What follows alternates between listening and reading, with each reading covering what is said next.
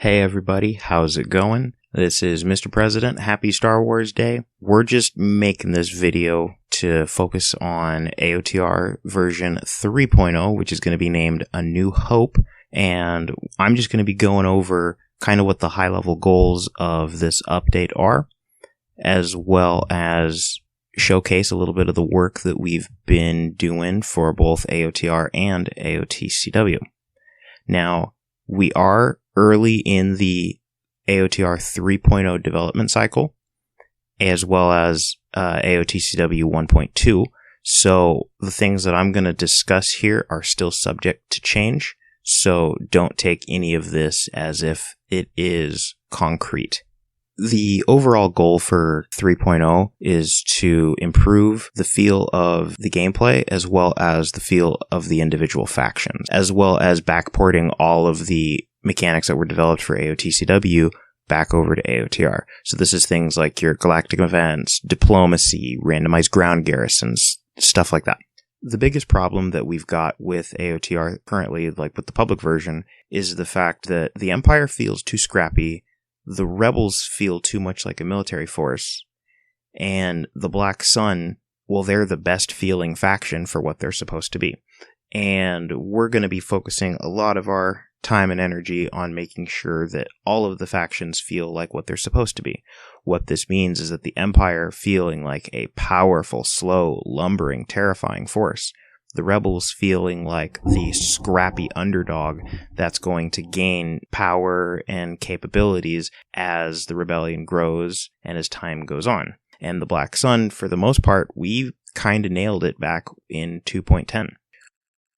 We're going to do this by reshuffling a lot of the faction rosters, not deleting or adding a ton of units, more about switching up what units are going to unlock with which tech, how much time all those techs take to get. We're not trying to add a ton of content this update because AotR has a lot of content in it already, so much to the point where there's a lot of cases where the content dilutes the feel of the game and it doesn't feel as Star Wars-y, if that makes sense. You know, it feels too outside of what we know is visually recognizable Star Wars.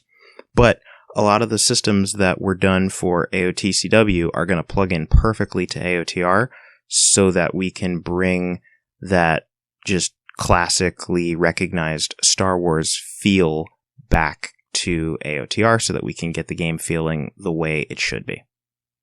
So first I'm going to talk about the Empire. I'm going to talk about each individual faction. They're all going to get their own little section. So don't worry. The issue that we find with the Empire is the Empire feels a little bit too scrappy, relying too much on built fighter squadrons and little corvettes and gunships to get a lot of their work done. And that just doesn't feel very Empire.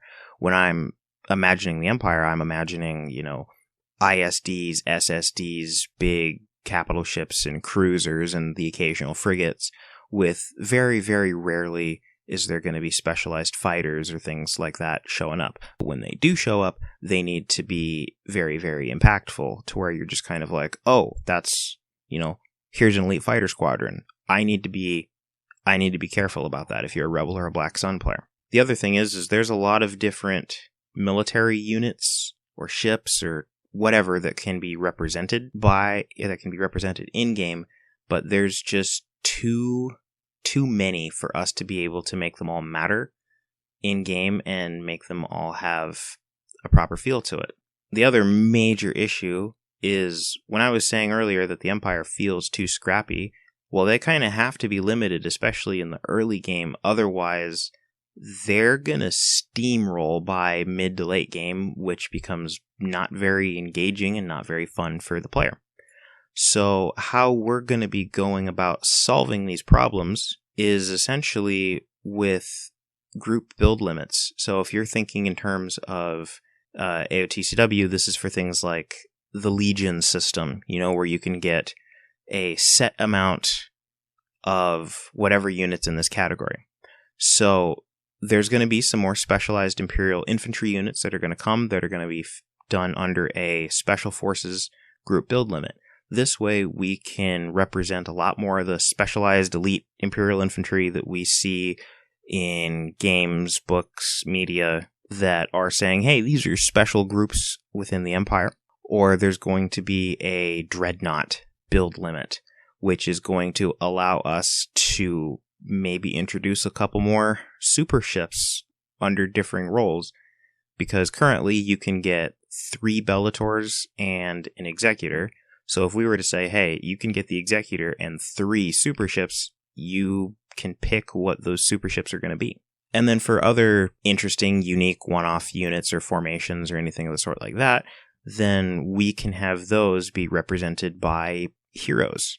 And then speaking of heroes, there's going to be a set, all the traits from AOTCW plus a few new ones are going to be coming in. And those traits are going to make it so that, oh, hey, it's not just another infantry commander or different flavors of the same hero, which is a complaint that you have about AOTR right now. So that's going to be a great addition to the game. Another thing we're going to do is through the use of missions, events, that kind of stuff, we want to make it so that there is a little bit more focus on the Imperial backline or focus on threats that are not coming from the major factions. Because one of the tools that we could use to slow down an Imperial player is by saying, oh, hey, you need to spend resources behind the line. Hey, you need to set up your logistics. Hey, you need to do this and actually set up a functioning military rather than being scrappy underdogs that can leave, planets undefended or criminals that can just pay thugs to look over things. So we want to make it so that the Empire, you actually have to set yourself up. And if you don't, then you leave yourself vulnerable.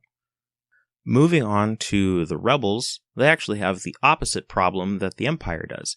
The Rebels feel too much like a straight-up military force and not like a bunch of scrappy underdogs that are trying to, restore the Republic like they should. And how we're going to be addressing this one is we are switching up the early Rebel roster. On the ground, they're going to be a lot more of these modified civilian speeders, mixed companies, sector forces that are going to be more focused on mobility rather than taking straight up fights, hit and run. That's going to be on the ground. And then in space, their roster is mostly going to be similar-ish role-wise, but the units that are there are going to, again, feel a lot more civilian and less cohesive. And then with your tech unlocks, you're going to be kind of unlocking into major military capabilities, but those are capabilities you're not going to start out with. And then their starting forces are going to be adjusted as well. Coupling that, the Rebels are going to get diplomacy. When we were talking about backporting diplomacy over from AOTCW, one of the biggest points of discussion was that the Empire should not get the diplomacy like you have in AOTCW, where, you could move Padme around to the different planets that have the handshake symbol and then do diplomacy that way. The Empire is not going to be capable of doing that. The Rebels are. So we've changed up some of the diplomatic options, and the system has been reflavored so that it makes a bit more sense for the era, but that system is going to be in play. The Rebels would also be negotiating with independent planets as well as minor factions, because against a very powerful Empire, the Rebels are going to need to take a lot of care to foster relationships with independent planets as well as the minor factions. The Rebels are also going to be getting new heroes with the same trait system so that we can really make it so that different commanders are going to have the level of impact that they do in AOTCW, so that once again, heroes don't just feel like, hey, we've reflavored, here's an MC hero, oh, here's another MC hero, oh, here's another MC hero. They're not all going to feel the same anymore. Moving on to the Black Sun. The Black Sun has this issue of they're supposed to be pirates. Nobody pictures pirates running around with fleets and fleets and fleets of capital ships being able to just militarily contest everybody. And I know that, like, with the base game in Forces of Corruption, with Tyrazon and the Zon Consortium, like, okay, we can do that with them. Or the Hutts having a traditional conventional military, even though, you know, it is outclassed by the point of the Galactic Civil War. But things like Xyzer or IG being able to stand toe to toe, that's not going to be as much. And if you want to have those big fleets, you're going to have to move into tech. What that realistically is saying is that we're going to be limiting early access into your larger capital ships and using asymmetric warfare and modified units or refit units to make your navies go. And then this will hopefully make it so that you're a little bit more reliant on the black market. But for the Black Sun ground roster, we are streamlining a lot of their infrastructure so that if the AI is the Black Sun, that you're not going to, you know, they're not going to tech into Zon and then not have any of the shipyards to build the Zon ships or the factories to build Zon units. So when we streamline everything, the AI and the player are going to be better equipped so that you don't have to switch out your infrastructure just to be able to effectively use the next tech level or switch techs. So that should be a little bit simpler, as well as easier for both the player and AI to understand. Speaking of AI, we are going to be putting a little bit more effort into the AI so that they build their tech units more often, because it does get a little bit frustrating to watch the AI tech up and then never build their high-tech units while you're building all of your high-tech units. So there's points in the game where it feels like, hey, this should be a really, really hard fight. I should be going up against really, really good units. And you're just not. And it turns into being able to push the enemy over a lot easier than you should. And what is supposed to feel like a good back and forth just doesn't happen. And you just kind of roll over the enemy and win. And this is mostly in the mid to late game kind of phase. So some efforts with the AI is going to be made so that more tech units are going to show up, as well as with some adjustments and improvements in the tactical AI. That's all I'm going to say for now without going into too much detail. This is a very high level video, just kind of setting up what you can expect. What I want to know from you guys, tell me in the comments down below. I want to know what you guys think is AOTR's biggest weak point, how we can improve for the 3.0 release, and also what you guys are looking forward to the most. I'm going to do my best to be looking through the comments and try and reply. Spread the video around, let people know what we're up to. AOTR 3.0 is an update that I am personally very, very excited for. I have been secretly playing GC in the background. I usually don't do that this early on into the development cycle, but that just goes to show how epic and awesome this is.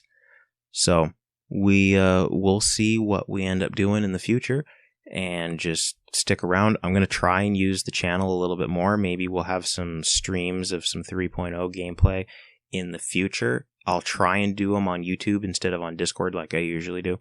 So we'll see. Anyway, thanks for coming around. Happy Star Wars Day, everybody, and have a good one.